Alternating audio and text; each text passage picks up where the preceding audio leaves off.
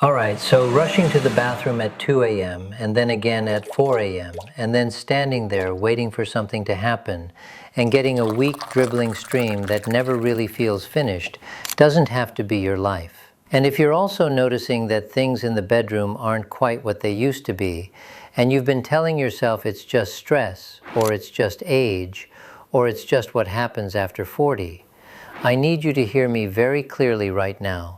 It is none of those things. What it actually is a small gland sitting right at the center of your body that has been quietly enlarging and congesting and compressing everything around it for years. And nobody told you what was happening, and nobody told you what to do about it. And that is exactly what we're going to fix today. Because understanding your prostate and how important it is to your overall well-being is the key to managing and improving your urinary function and your sexual health. And I've watched men deal with this. I've watched my own father deal with this. And I know firsthand the impact that prostate health, or the lack of it, can have on a man's quality of life. So stay with me, because what I'm about to show you costs $2, takes 5 minutes, and has been buried by an industry that makes billions from men who never found out about it. So let's start by taking a closer look at why the prostate is so important and what symptoms you might actually experience if it's not in its best condition. Now, I want you to take a moment to visualize exactly where the prostate is located, because once you see it, you're going to understand immediately why it matters so much. If you look at the image I have up on the screen, you'll see that the prostate is this small, walnut-sized gland that sits right between the bladder and the base of the penis. And even just its location tells you everything you need to know. Above it, you have the bladder. Below it, you have your penis and your erection. And running directly through the center of it, like a straw through a closed fist, is the urethra, which is the tube that carries urine from your bladder out of your body. Now I want you to really sit with that for a second, because this is the part that changes everything. So much happens around this gland and through this gland. The nerve signals that trigger erections travel right alongside it. The blood flow that fills erectile tissue passes right through this neighborhood, and the urine that needs to leave your body has to pass directly through it, which is why its location is so absolutely strategic. It actually functions as air traffic control for the signals passing through to the erectile tissue. And when I say signals, I mean nerve signals, I mean blood flow, I mean everything that makes both of those systems work. And that's why, when the prostate starts to change, everything changes with it. Not just the bathroom trips and not just the bedroom performance, but your confidence and your sense of yourself and your quality of life in ways that are very real and very significant, and that you absolutely do not have to just accept. So let's talk about BPH, benign prostatic hyperplasia, which is the clinical name for what happens when the prostate starts to enlarge as you age. And benign just means it's not cancer, and hyperplasia just means the tissue is growing. And here's what I need you to understand about how common this actually is.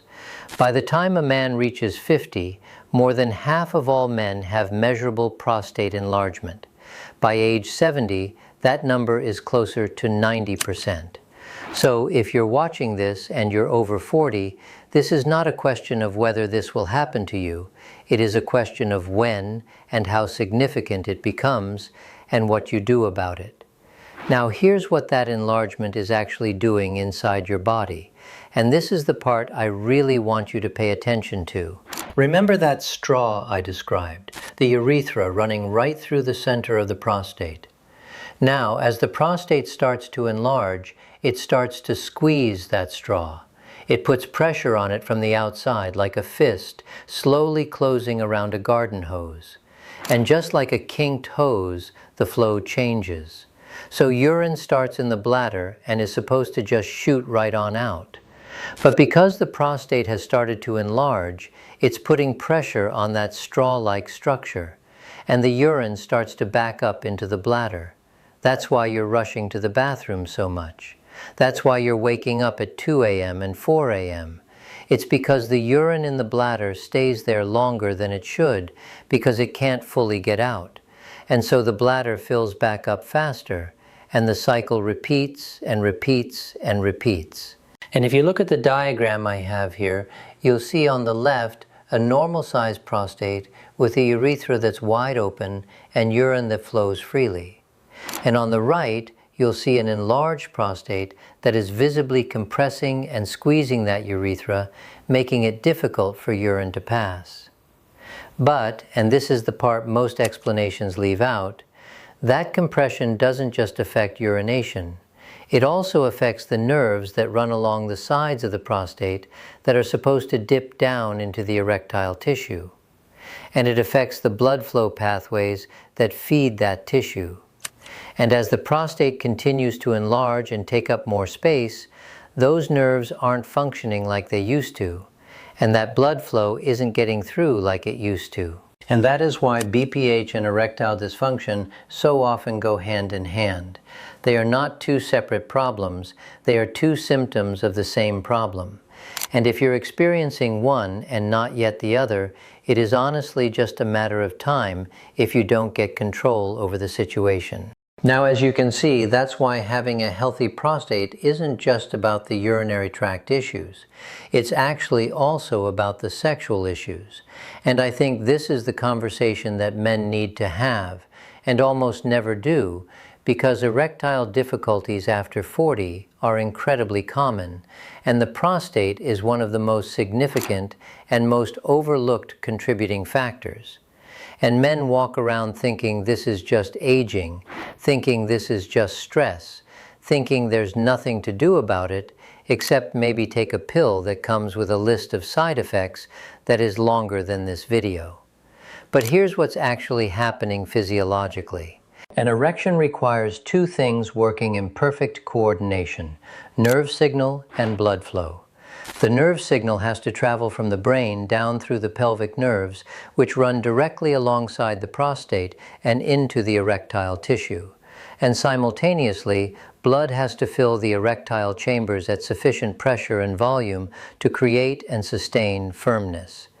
Now put an enlarging, congested, inflamed prostate in the middle of all of that and think about what happens. The nerves get compressed. The blood flow pathways get compromised, the signal degrades, and the performance changes. And this is not psychological. This is not you getting older in some vague, inevitable way.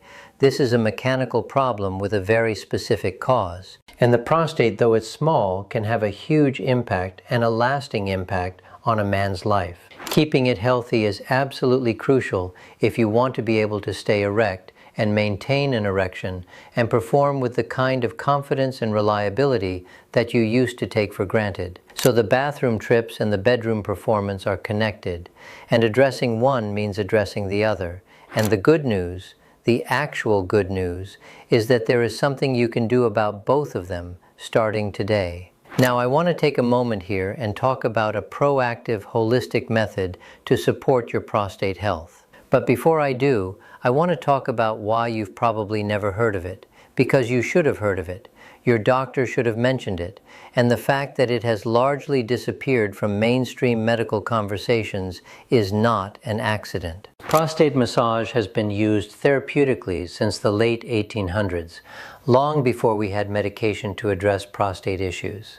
Actually, doctors used to perform prostate massage in the office as a first-line treatment, whether the patient came in with erectile dysfunction or prostatitis or BPH symptoms. Prostate massage was where they started before prescriptions, before surgery, before all of it. A landmark study published in the Journal of Urology and Nephrology actually emphasized that regular prostate massage helped improve prostate symptoms significantly. Better urinary flow, reduced inflammation, improved sexual function. Real, measurable, documented results. And then the pharmaceutical industry scaled up, and suddenly there were pills, and the pills required prescriptions, and the prescriptions required follow-up appointments, and the follow-up appointments generated billing, and the entire system quietly realigned itself around a model that made money, and moved away from a model that simply worked. I can't imagine why we don't talk about it more, except that I actually can imagine it, and I think you can too. So I'm talking about it today because this is information that belongs to you, and it always did. So let's discuss a proactive holistic method to support your prostate health called an external prostate massage. Now before you click away, I want you to know that you do not have to stick anything anywhere. And as a matter of fact, you can do this fully clothed. You don't have to get naked. It's not that type of massage. This technique has been recognized for its benefits in numerous studies. And what I want to show you today is how you can safely incorporate this practice using a common household item, a tennis ball. Yes, you heard right, just a simple tennis ball. The tennis ball is accessible because you can get one anywhere. A can of 3 costs about $2. And the tennis ball happens to be the perfect tool for external prostate massage because of its size, its firmness, and the slight give in its surface, which allows it to apply the right amount of pressure to exactly the right area. Now, the most effective way to engage your pelvic floor muscles and give the prostate the massage it needs to remove some of the toxins and stagnant fluid that have built up over time is something I learned from my colleague, and I want to walk you through exactly how to do it, step by step, so that you get the full benefit of this from the very first session. So here's exactly how you do this, and I want you to pay attention to the details here because technique is what separates a session that actually moves the needle from one that doesn't. The first thing is to find a very firm flat seat, just a hard chair where you can sit comfortably. And I want to emphasize the word firm here because this matters. You need a surface that won't compress under your weight. A wooden chair, a hard dining chair, a firm office chair. Any of those will work perfectly. What you do not want is a couch or a soft seat because the ball needs to maintain consistent upward pressure against your body. And a soft surface will absorb that pressure instead of transmitting it. Next, I want you to take the ball and find the area that's halfway between where your testicles end and your anus begins. Some people call it the taint or the perineum, and this is your target. This is the external access point to the prostate, and this is where the ball needs to be positioned. So place the ball on the seat right there, and then carefully lower yourself down onto it. Once you're on it, I want you to hold on to the armrests and then carefully begin to roll back and forth. You'll feel the ball moving back and forth between where your testicles end and your anus begins. And what you're doing right now is rolling directly on the external surface of your prostate. Now, I want you to adjust the pressure. Put a little more weight on it. Gently shift your body forward and backward. This should be comfortable. It should not be painful. This is a deep tissue massage, so don't just flop down on it and start rolling aggressively because you'll end up with more soreness than benefit.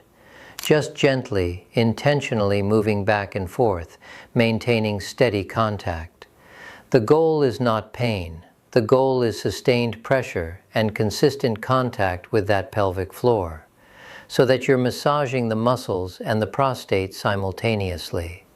Start with about 5 minutes per session, once a day, 3 to 4 times a week. And of course, always check with your doctor before starting anything new. And get used to the sensation gradually, increasing pressure over time as your body adapts. And here's what I want you to do. Keep a tennis ball at your desk.